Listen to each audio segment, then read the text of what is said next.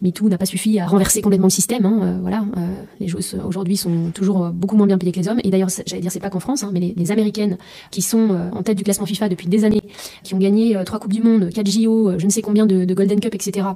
Elles sont toujours 8 fois moins payées que les garçons qui sont éliminés en 8e de finale. Donc signe que l'égalité entre les femmes et les hommes ne concerne pas que nous. Et signe aussi que même quand les femmes surperforment, elles n'arrivent même pas à avoir mieux ou aussi bien que les hommes. Je t'ai partagé un court extrait d'une interview de Melissa Plaza, une interview réalisée par la revue Elle.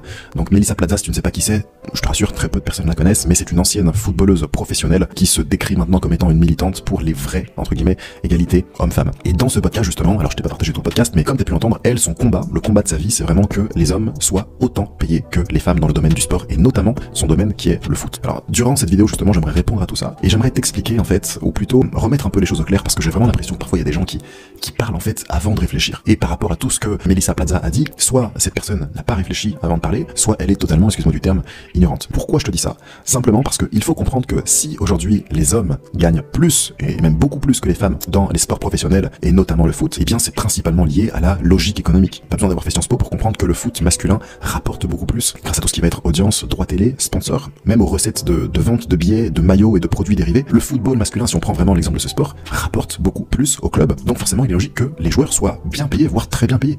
On est dans un monde capitaliste, tu es rémunéré en fonction de la valeur que tu apportes au monde.